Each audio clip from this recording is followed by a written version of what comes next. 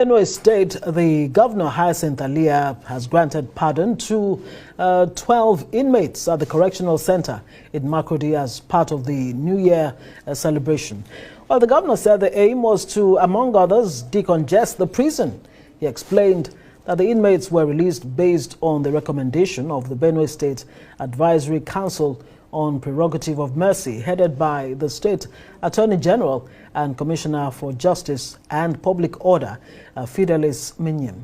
The governor charged the released inmates to be of good behavior as they step out of prison to integrate with society and to make use of the skills acquired while in custody to better their lives.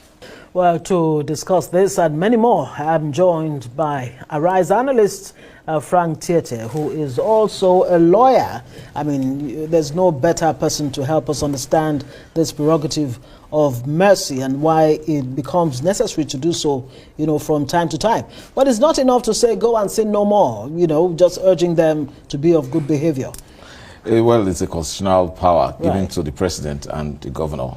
The only problem is that it should not be abused by too much of, by its frequency. The Constitution grants the president the powers and the governor the powers to free any person that has been convicted. And in case of the president, with regards to only persons that are convicted under a federal law, and with regards to the state governor, only persons that have been convicted under a law created by the State House of Assembly. Okay. The tradition is good, it shows compassion, but it also shows a whole lot of irresponsibility. On whose part? On the part of government in general, because first, our correctional centers ought to be reformative centers, but in practice, they are deformative centers because the conditions there are terrible.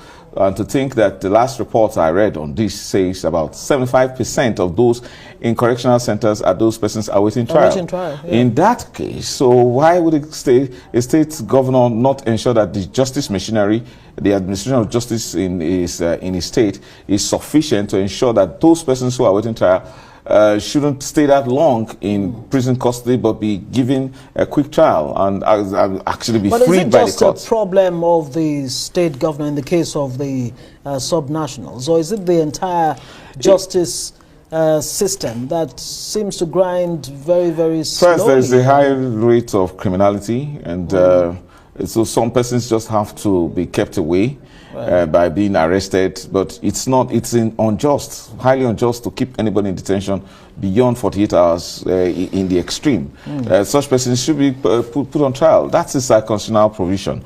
But the real truth about it is that it's that of politics. So why should people appeal to the governor at the end of the year, and then on the new year, the governor now takes a list and then announces them? That shouldn't be. In fact, the proper tradition should be when the governor is leaving office. That is, at the end of 4 years, the governor should, at the end of his tenure, the governor should now exercise that, power or prerogative of mercy that is supposed to be strictly exercised based on the advice of a committee, the advisory committee on the prerogative of mercy.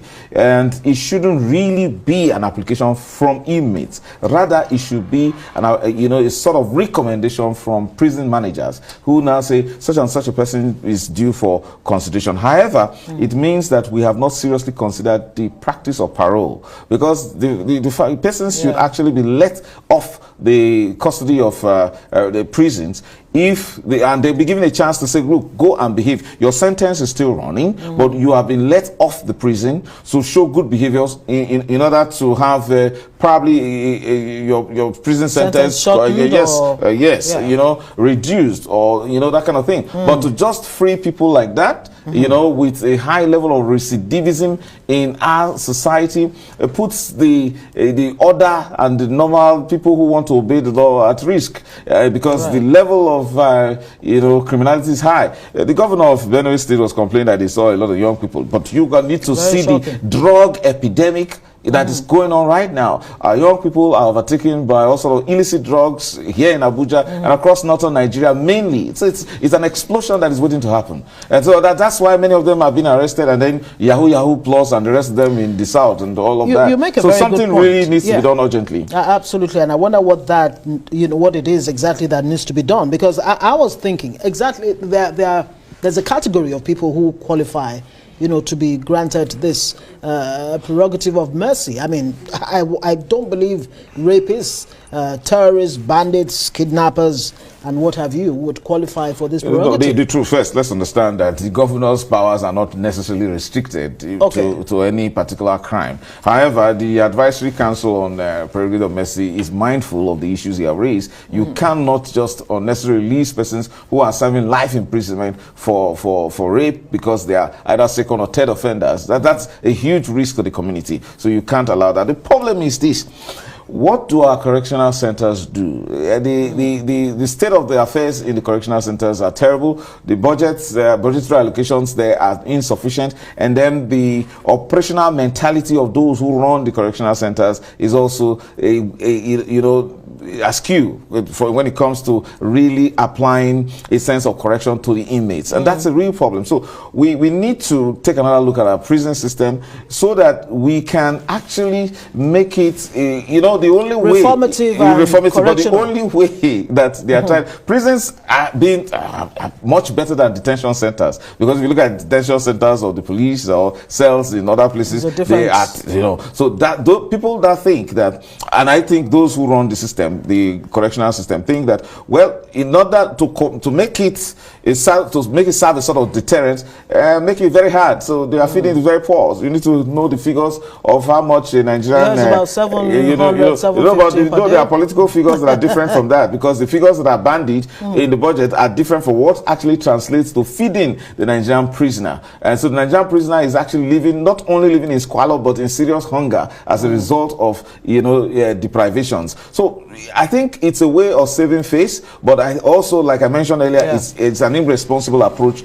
to fighting crime. Let's talk more about those reforms. I mean, it's beyond a name change. It used to be Nigerian Prison Service also, and then we changed to correctional centers. How do we make our prisons or correctional centers live up to the name? There's a lot of money. A lot of money is needed, because these are citizens of Nigeria that have, they considered, or they fell to the pressure of the system and then resorted to deviant behavior, which is criminality. Some of them are actually cold-blooded criminals that need to actually be put away, probably for life and all of that. But because we are humanizing government, we should now begin to take care of those people as if they have all the rights that free people have, and not necessarily think that they should serve some form of deprivation just because they have been sentenced. And I'm also concerned that maybe, do we even have data to ensure that these people that are being